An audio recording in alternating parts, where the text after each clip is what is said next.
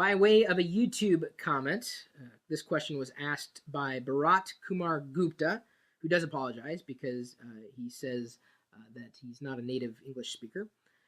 The old days when technology wasn't this advanced, what were the main difficulties or challenges that came before? And this is a question you could ask me 5 years from now or 10 years from now, and I would have a different response. We have challenges today. We had challenges 5 years ago, 10 years ago, 15 years ago. But in terms of where technology is today, in the state it happens to be, the dramatic differences between now and then with technology didn't boil down, as much, I think, to computing power. Some people might argue that, well, faster CPUs, they used to be slower. Well, duh. I think the biggest transformation with technology that didn't used to be in place when we talked about technology, me, when I grew up, was this idea of connectedness and communication. When, I had a computer growing up, you could do something with it, but you were there. Like, I couldn't get online. There was no online. You didn't even think it. You thought, it'd be awesome to be able to do something like that, but that just wasn't possible. You'd have to go to the store to get any kind of new software. And good luck if you ever wanted to install an update to the software. I mean, it just didn't exist. I mean, certainly you could do it, but it just wasn't easy. So when the internet came along, suddenly we connected and we communicated. And that communication and connectedness connected us to information and each other. And I've talked about, or I guess I've talked around this, the biggest challenge to technology before the advent of the internet was communication.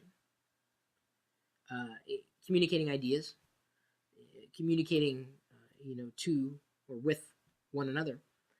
This didn't start with the social media wave.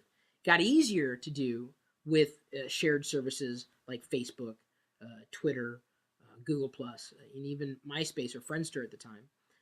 These shared platforms. We could coalesce around individual communities or sub-communities. That's how Locker Gnome started back in 1996. But that wasn't a hurdle to communicate online. You could send an email to somebody and you could possibly get a response. That was something that didn't really exist up until, I would say, recently in human history. That's, I think, widely adopted 1997, 98. Certainly you could say 1995, but I remember Windows 95 didn't even come with a web browser, the first version of Windows 95.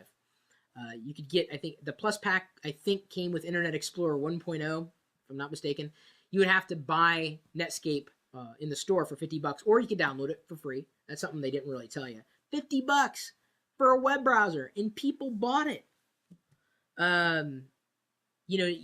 We're advancing at breakneck speed, but the biggest advancement in technology has been in connecting us. And now it's getting easier, it's getting faster. It's fun, but it's also functional. Yes, you can think about all these dramatic changes, but nothing more dramatic than taking this world and making it so incredibly small.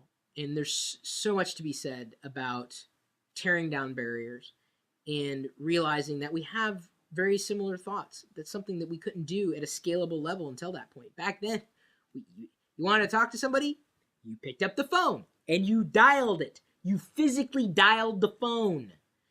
You needed to know information, you had to have the latest information in a book, or you could call an operator. Remember those? You'd call the operator to get information. You just, and if you've just now started, if you're born in the age of the internet, you have no idea. Imagine it's kind of like being on a plane. You're cut off. That's exactly what it was like. You're cut off. So taking that cut off out of the equation is exactly, I think, the biggest difficulty or the biggest challenge that had to be overcome. And my perspective, I lived through it. You could ask me this question again 5 years from now, 10 years from now, and we will have overcome another hurdle. I don't know what that hurdle is going to be. It could very well be the digital divide. The biggest hurdle, next hurdle, may be getting everybody equal access to the internet at equal speeds. I can't do that.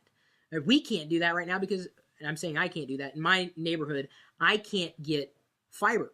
So Comcast has made political deals with local cities to keep competition out. They're very anti-competitive. This is one of the reasons why Comcast has gotten away with what I would argue is an absolutely illegal data cap. They're stifling innovation. And the reason why Comcast is likely doing it is because, think about it. Everybody's got a video service these days. Hulu, Netflix, Amazon, Xbox 360, or Microsoft just announced an array of services that you need to push them down the pike. Data, right? Takes up bandwidth.